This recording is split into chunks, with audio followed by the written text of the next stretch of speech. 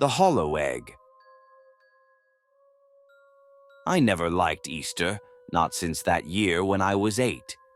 Now, even as an adult, I can't look at a plastic egg without my stomach twisting in knots.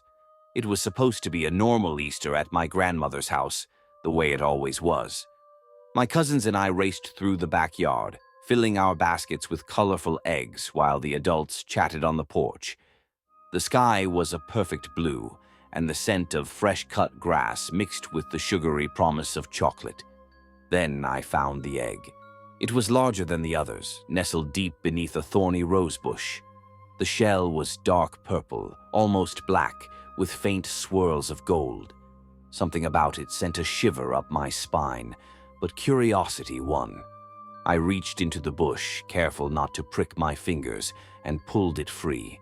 It was heavier than I expected, as if it were filled with something more than just candy.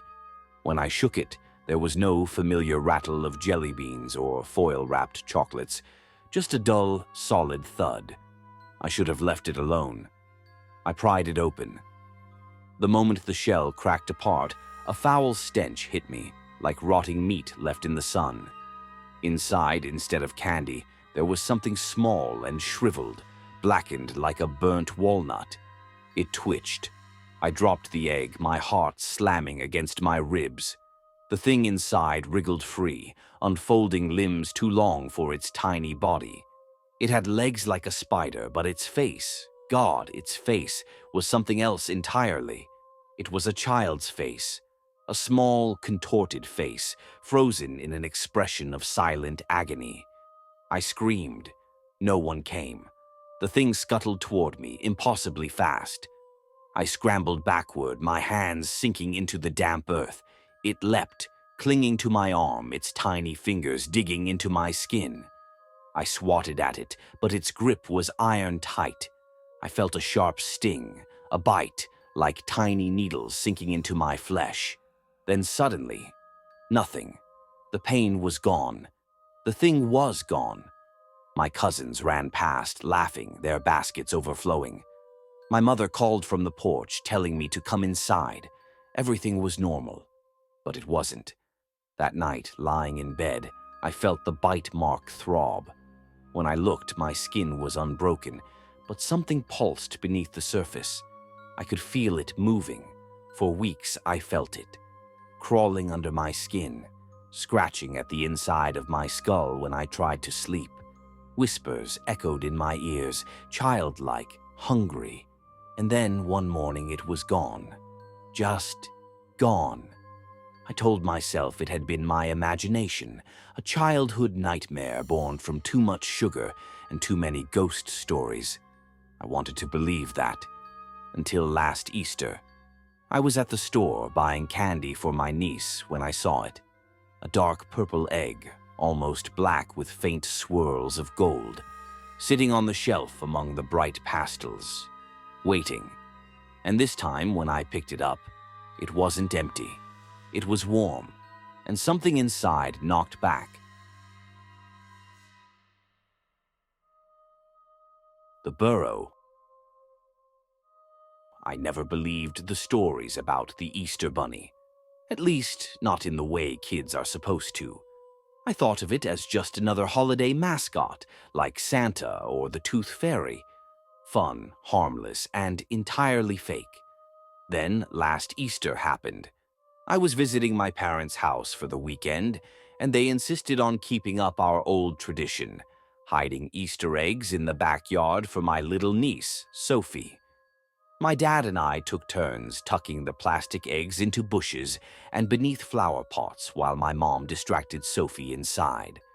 The sun had just set, and the sky was darkening into deep shades of blue and violet.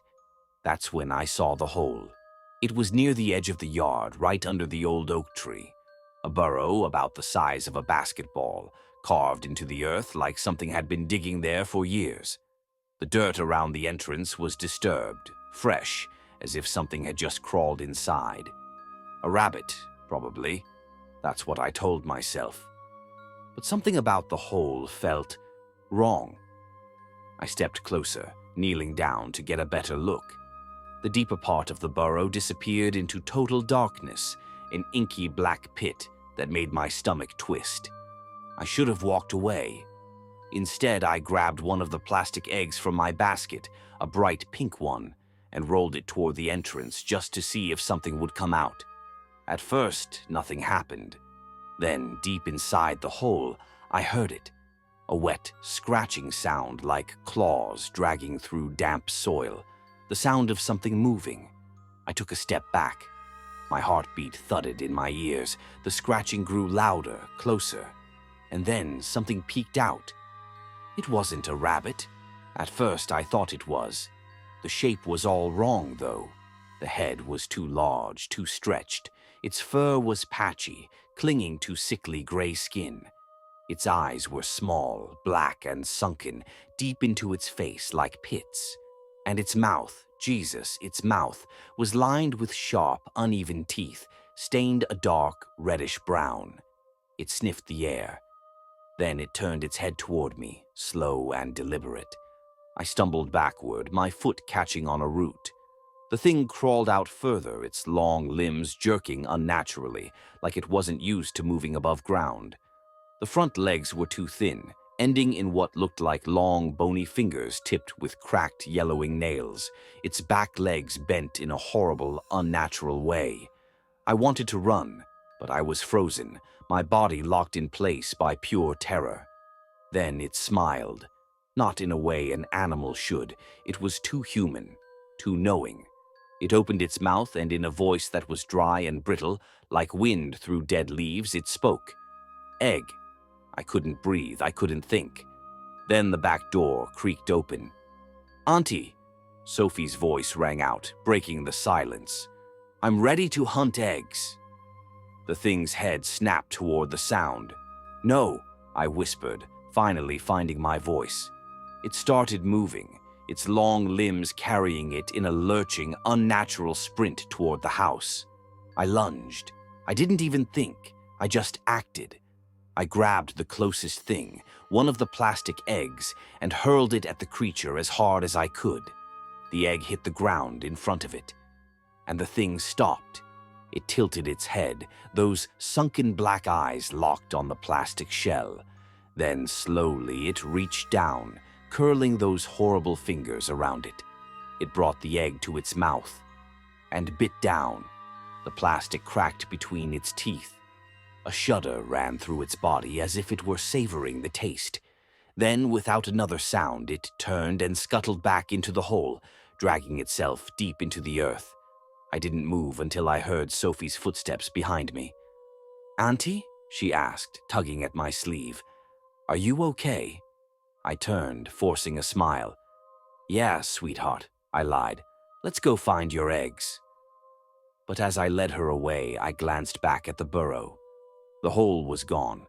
Not just covered, gone. Like it had never been there at all. But I know what I saw. And this year, when Sophie asks me to hide her Easter eggs again, I think I'll say no.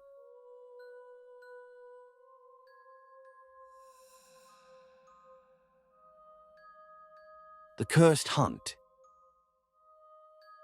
I always loved Easter. The smell of fresh flowers, the sight of pastel-colored eggs, the warmth of family gatherings. It was all so comforting. But last year, Easter changed for me forever. It started when my aunt invited the whole family to her countryside home for the weekend. Her house was old, tucked away deep in the woods, and had this eerie, ancient feel to it. She had moved in a few months prior and was excited to host our Easter celebration. The first night there, I had trouble sleeping. The house creaked in odd ways, like it was settling but never quite at rest. I tossed and turned until I finally drifted off, only to wake up around 3 a.m. to the sound of something tapping against my bedroom window. I sat up, my heart pounding. The window faced the backyard where my aunt had set up an Easter egg hunt for the kids. But there was nothing there, just darkness and the swaying of the trees. Maybe a branch hit the glass. That's what I told myself as I lay back down. But just as I started to relax, I heard it again. Tap, tap. Tap. This time I forced myself to get up. I crept to the window, pushing aside the sheer curtain. A full moon lit the yard, casting long shadows across the grass. And then I saw them.